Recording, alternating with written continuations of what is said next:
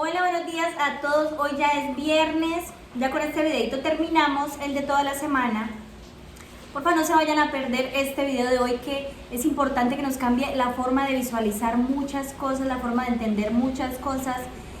Hoy vamos a hablar de una historia súper chévere, pero no la vamos a contar toda, sino que vamos a hablar de unos puntos en específicos que nos lleven a profundizar el tema en realidad. Entonces, vamos a hablar del clima de Israel. No se me asuste, no vaya a pensar que esto nada tiene que ver con el tema, pero tiene mucho que ver. Entonces, en el clima, en Israel predominan dos climas, que es el templado y el tropical.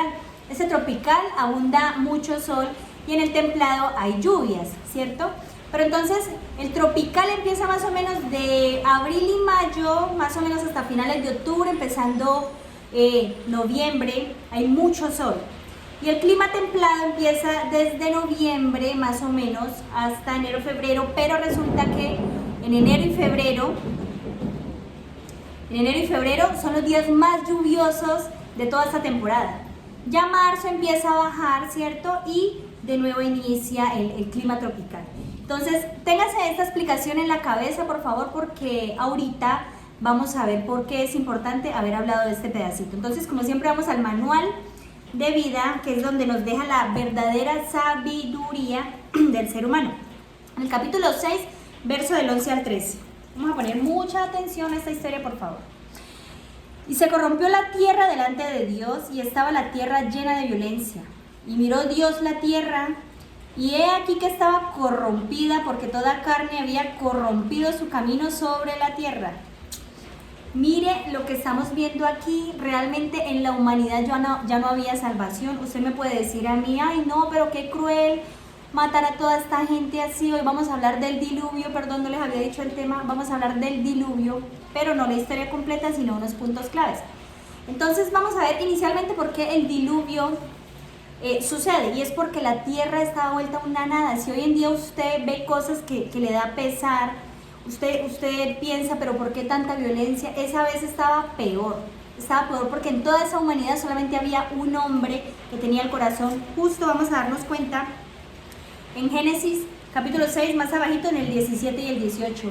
Dios le dice a Noé, que es este hombre justo, que debe construir un arca donde va a entrar él con su familia y va a llevar algunas parejas de animalitos para que cuando esto termine se puedan volver a reproducir. Entonces dice, en el capítulo 17-18, y he aquí que yo traigo un diluvio de agua sobre la tierra para destruir toda carne, en que haya espíritu de vida abajo del cielo. Todo lo que hay en la tierra morirá, mas estableceré mi pacto contigo, y entrarás en el arca tú, tus hijos, tu mujer y las mujeres de tus hijos. Y todo lo que vive de toda carne, 2 de cada especie, meterás en el arca para que tengan vida contigo, macho y hembra será. Aquí ya estamos viendo que Dios le dice a Noé que va a ser un diluvio, que él necesita hacer el arca, que necesita que entre con su familia y con estos animalitos de macho y hembra, ¿cierto? Pero entonces cuando Noé le dice a la gente que esto va a suceder, que va a haber un diluvio, resulta que la gente no le cree, la gente quiere seguir con su violencia, ellos no se quieren arrepentir. ¿Pero por qué no le creen? Porque en ese tiempo la lluvia no existía, el agua no caía del cielo, los cultivos se hidrataban por la evaporización de las aguas terrenales, que hacían como un rocío. Allá de hecho el cultivo de secano, que así se llama, es el más predominante, que es el que no necesita mucha agua, porque en la antigüedad esta era la manera en la que el suelo se hidrataba, ¿ya? Con el vapor, el rocío del agua, pero terrenal, el agua no caía del cielo. Entonces la gente decía, no, ¿cómo así que va a llover? No está loco porque la lluvia no existe, el agua no cae del cielo. Entonces no se quisieron arrepentir, quisieron seguir en su vida, y Noé fue el único que pudo salvarse junto con su familia. Vámonos más abajito aquí, en el capítulo 7, ya cambiamos al capítulo 7, el mismo Génesis, verso 11 y 12. Ponga aquí atención. En el año 600 de la vida de Noé, en el mes segundo, a los 17 días del mes, vamos a parar aquí a hablar qué es el mes segundo. Resulta que en nuestro calendario el mes segundo es en febrero, pero en el calendario judío el mes segundo del que se habla aquí es más o menos entre mayo y abril, ¿cierto? Resulta que a este mes se le llamaba el mes de Sif, que era una ciudad donde estaban los sifeos, pero eso ya es otra historia, que eran llamados los sifeos, que en su traducción eran como los florecientes, ¿ya? Vamos a hablar de estas ciudades. En la antigüedad se le conocía como el segundo mes del año, el mes de Zif, Z-I-F, del año judío. Comenzaba con luna nueva de abril o mayo y se le consideraba el mes de las flores. ¿Qué pasa con las flores? ¿Cuándo nacen? Ellas nacen en verano, ¿cierto? Ellas nacen en verano, entonces el mes de Zif era donde nacían las flores, que estamos hablando que es en mayo y en abril, según el recuento que yo les hice a ustedes ahora del clima de Israel, ¿cierto? El clima predominante del verano, que era entre mayo, abril, hasta noviembre. Entonces, mire lo que dice aquí, qué pasa en este mesecito, el mes segundo, que es mayo y abril. Aquel día fueron rotas todas las fuentes del grande abismo, estamos hablando del abismo del cielo, y las cataratas de los cielos fueron abiertas, y hubo lluvia sobre la tierra 40 días y 40 noches. Mire lo que pasa aquí. En el momento en que debería salir el sol, que es en mayo y abril, Dios le ordena al sol que no va a salir. Va a llover 40 días y va a llover 40 noches. ¿Listo? Entonces, en este momento el clima cambia por orden de Dios. En este año el clima cambia por orden de Dios y ya se va a dar cuenta lo que ocurrió el resto del año. Vámonos de una vez. 11-12, perdón. Al Génesis 17 bajamos más al 18, 19 y 20. Y subieron las aguas y crecieron en gran manera sobre la tierra, y flotaba el arca sobre la superficie de las aguas. Y las aguas subieron mucho sobre la tierra, y todos los montes altos que habían debajo de todos los cielos fueron cubiertos.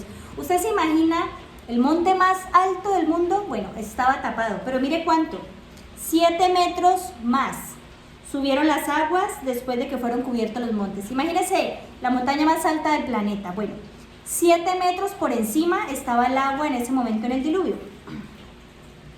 Y murió toda carne que se mueve sobre la tierra, así de aves como de ganado y de bestias, y de todo reptil que se arrastra sobre la tierra, y todo hombre. Entonces aquí vemos la destrucción de la tierra en ese momento. Entonces murió todo lo que habitaba en la tierra, menos lo que estaba en el arca. Pero vamos a ver qué pasó con los del arca. Vámonos más abajito al capítulo 8, verso 1 y 2. Y se acordó Dios de Noé y de todos los animales y de todas las bestias que estaban con él en el arca, e hizo pasar Dios un viento sobre la tierra, y disminuyeron las aguas, y se cerraron las fuentes del abismo y las cataratas de los cielos, y la lluvia de los cielos fue detenida. Mira lo que pasa aquí.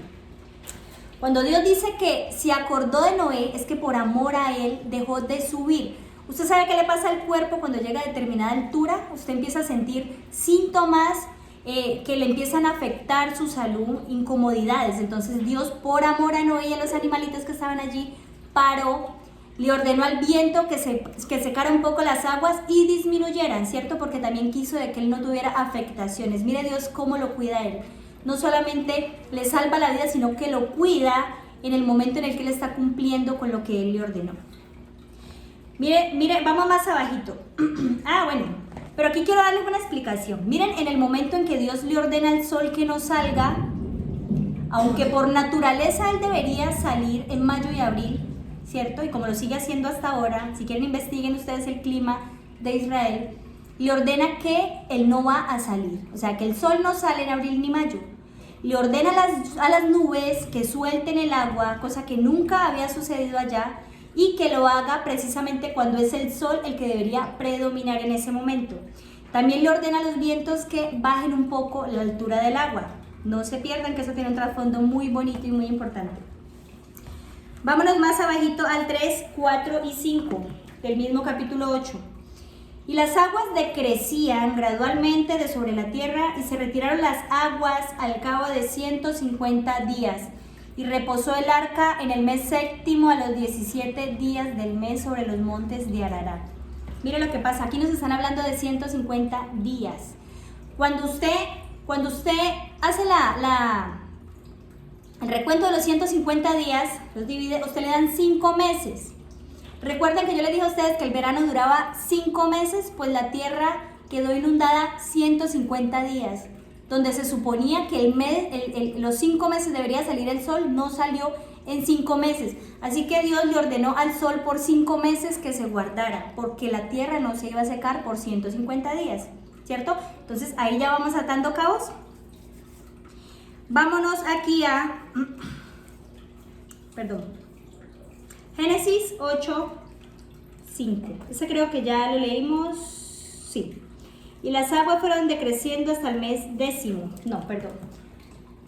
Y las aguas fueron decreciendo hasta el mes 10º. En el 10º, al primero del mes, se descubrieron las cimas de los montes. ¿Cuál es el mes 10º según el calendario judío en la antigüedad? Resulta que en el mes 10º es más o menos llegando a enero y febrero. Donde enero y febrero yo les dije a ustedes que llovía durísimo o que eran los meses que más llovían, fue donde se empezó a secar. Este agua se empezó a secar y la orden de las nubes era que no iban a llover en esos meses donde ellas siempre, o no iba a haber el clima que iba a haber en ese entonces, porque se necesitaban secar los montes y se empezaron a secar. Entonces vámonos aquí al 13, 14, 15 y 16. Pongan atención. Y sucedió que en el año 601 de Noé, en el mes primero, el día primero del mes, las aguas se secaron sobre la tierra, y Noé quitó la cubierta del arca y miró. He aquí la faz de la tierra estaba totalmente seca, y en el mes segundo, a los 27 días del mes, se secó la tierra. Vemos que esto duró un año, todo este proceso, mientras los 40 días llovían, los 150 días de inundación, y los días en que se empezó a secar ya por completo la tierra. Dice: todos los animales que están contigo de carne, de toda carne, de aves y de bestias y de todo reptil que se arrastra sobre la tierra, sacarás contigo y vayan por la tierra y fructifíquense y multiplíquense sobre la tierra. ¿Por qué había orden de multiplicarse nuevamente? Porque necesitaban una descontaminación de la tierra. De un hombre justo volvieron y sacaron una nueva generación donde la mentalidad iba a ser con una esencia diferente a la que ya la tierra estaba inundada, ¿cierto? Usted me va a preguntar a mí, usted me va a decir a mí, bueno, y todo este cuento del sol, de las nubes, resulta que en la antigüedad habían unas civilizaciones que adoraban al sol, que eran la civilización egipcia, mesopotámica, la azteca, la inca, china, japonesa, griega y algunas religiones del hinduismo, que eran civilizaciones extremadamente inteligentes. O sea, de verdad a ellos les debemos mucho porque su inteligencia era mucha. ¿Ellos por qué adoraban al sol? Vamos a ver por qué. Porque el ser humano consideraba que el sol, como creador de la vida en la tierra, fuente de vida. Sin sol no crecen las plantas y sin plantas no hay animales ni vida. ¿Y cuáles eran sus sacrificios? Resulta que ellos tenían sacrificios humanos hacia el sol. Ellos mataban para adorar al sol. Mire, los niños con 2 remolinos en la cabeza eran ofrecidos por sus propios padres a los dioses de la lluvia. Aquí vemos como también adoraban a la lluvia. Los albinos eran ofrecidos por sus padres al dios sol en los eclipses, y los enanos y jorobados eran sacrificados cuando moría un rey para que les sirvieran en el más allá. Entonces estamos viendo este tipo de sacrificios que hacían ellos cuando adoraban al sol. Pero resulta que el sol era el siervo de Dios. Las nubes son siervas de Dios y el viento son siervos de Dios. Párese usted al lado del sol, compárese con las nubes, compárese con los vientos, usted y yo, ¿qué venimos siendo? El sol es impresionante, su resplandecencia es impresionante, que mata. Las nubes, en estos días nomás vimos como un rayo acabó con la vida de una mujer.